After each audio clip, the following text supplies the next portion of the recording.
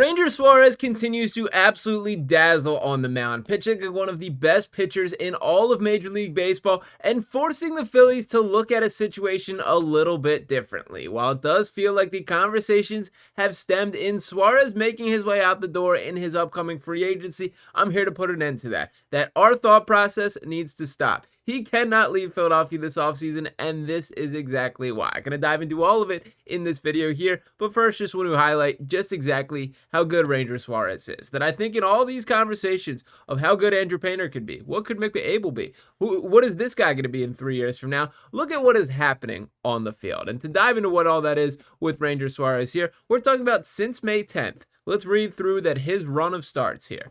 7 innings, 0 earned runs. 7 innings, 3 earned runs. 6.2 innings, 0 earned runs. 6.0 innings, 0 earned runs. 6.0 innings, 1 earned run. 7 innings, 2 earned runs. 7 innings, no earned runs. 7 innings, 1 earned run. 7.2, 1 earned runs, and 7 innings, 1 earned run. That is both an innings eater and an incredibly effective pitcher is what we're getting out of Ranger here. That this dude looks dialed on the mound, and the results are speaking for himself. From a bullpen standpoint of getting deep in games, limiting the amount of arms that you need to use on a game-by-game basis, and just the effectiveness standpoint. The dude is getting results here. And particularly, I'm recording this after the Sunday matchup against the Braves. That today honestly looked like a game that I didn't feel like Ranger fully had it. That his velocity was down a little bit, but the dude just knows how to pitch, man. Like, even if his velocity is a bit down, which it was today, he's just tricking guys at the plate. That they don't know what's coming. They're grounding out. There was a very funny clip of Matt Olson who struck out on like a 77-mile-per-hour little off-speed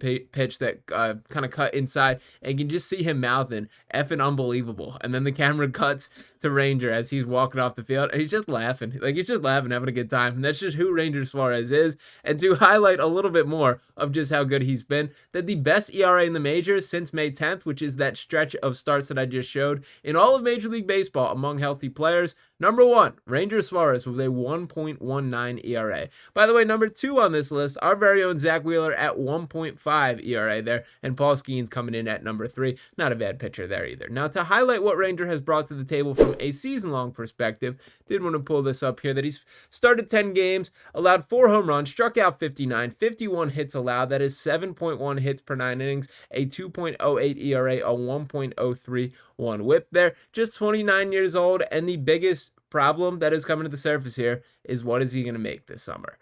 I don't care at this point. I want Ranger Suarez back in a Phillies uniform, and full out agree with our very own Luke Arcani's point here that he tweeted out today saying it's gotten to the point where you can't let Ranger Suarez walk. Yeah, the rotation is loaded for the future. Is there a spot for him? You just have to find one and make it work. He's an absolute monster. Now, Ranger has been fairly open about this himself, that he was. Shout out to John Foley. Tweets this out from earlier this season saying, Ranger Suarez, speaking to the media after today's game that's coming back on March 4th, says he wants to spend his entire career with the Phillies. Quote, "This is my childhood club. All I think about is staying here." Dave, what are we doing, man? We don't got to cast a wandering eye to who could be next or who is ready or what is the potential of this guy. I'm seeing a phenomenal pitcher on the mound who is suiting up at a regular rate and delivering for this Phillies team. And that's all I need to see. From a personality standpoint, from how effective that he's been, I'm in on every bit of the Ranger Suarez experience. And I do think that they have to find a spot with him. Now, where this gets in the way here, we'll start with the money. There's been a lot of conversations about how much he will make on the open market.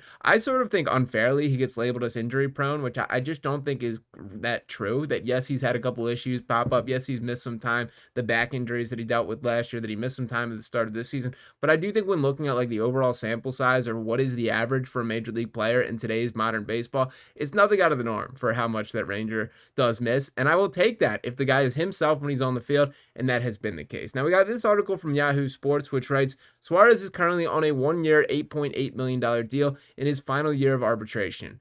Spotrac predicts him to earn a 3-year, $45 million deal as a free agent. However, with the Phillies' other rotational pieces and younger pitchers performing well, they may not be willing to pay that. And I'll be honest, that feels like an underpay to me in the first place, that I would kind of pen him as like a $20 million plus per year type of guy. I think he's that good and that deserving of it there. And it wouldn't shock me, based on how much pitching is a premium in today's major leagues, if a team does spend a little extra to try and lure him away here. But I do think the Phillies just simply need to nut up and find a way to keep this guy in the city and keep him in a leverage role. Now, when looking at the pitching staff as a whole, this is where the conversation gets a little tough. For starters, Zack Wheeler, we got 2 more seasons with. We know who he is as a pitcher, one of the best in Major League Baseball, a true horse, a true ace, and everything you could hope him to be. Jesus Luzardo, that the Phillies traded for this offseason and obviously had a belief in because that is the case. Now, he has one more year of arbitration eligibility and team control there next year, but then you're looking down the barrel of a decision for the same decision with Luzardo this time next year.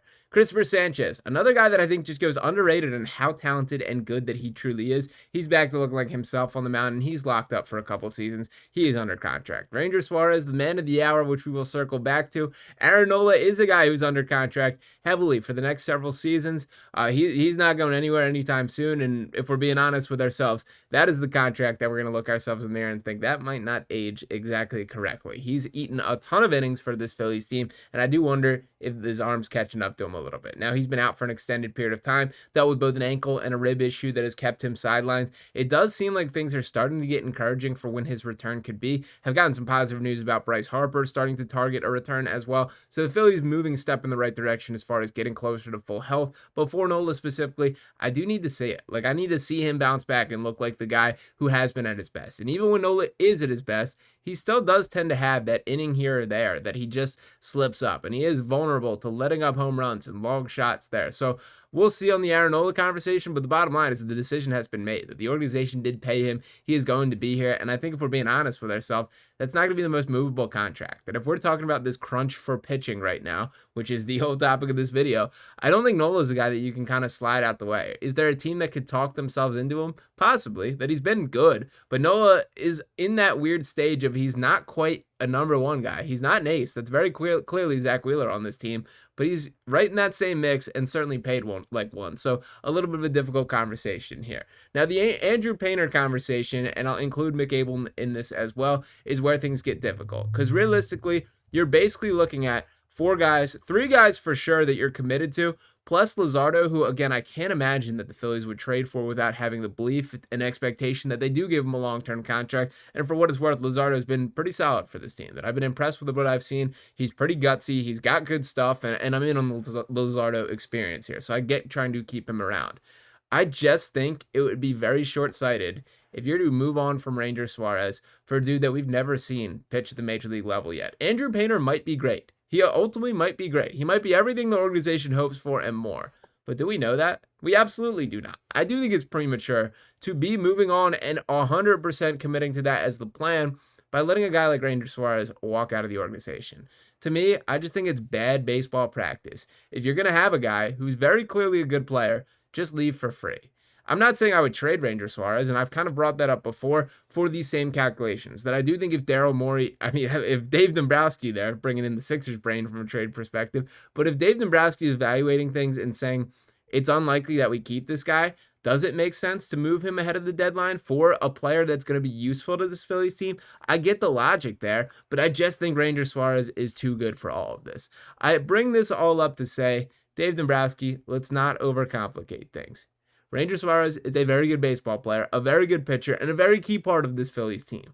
Let's keep it that way. Let's find a way to get him a key part of this rotation moving forward. Let's find a way to give him a long-term contract. I understand there's a million things juggling, but I do think that this team has sort of rebuilt its identity with pitching being a strength. I think Ranger Suarez needs to continue being a part of that moving forward. So that's where I'm at on the Ranger Suarez side of things. I don't want to see this guy suit up in any other jersey at any point in his career. That he has been that good for this Phillies team this season, and I expect nothing different for the remainder of the season. And especially looking ahead to a postseason perspective, you better believe that Ranger Suarez is going to be a key part of this Phillies team. And I think if we're doing the whole dance, I think Luzardo is probably the guy that gets bumped to the bullpen. Nola is a really tough conversation there because I don't think he is the stuff that plays from a bullpen perspective. But if we're calling a spade, is he one of the three best starters on this Phillies team right now? I don't think we can honestly look at ourselves and say yes. But nonetheless, that is a problem for another day. For the time being, just want the message to be expressed to Dave Dombrowski that Ranger Suarez should not be playing anywhere but here for the rest of his career. Let me know what you guys think about all that in the comments. Appreciate you guys for tuning in as always. Make sure you're smashing that subscribe button if you have not just yet. Drop a like on this video. I'll be back talking to you next time right here on Phillies Digest. Peace.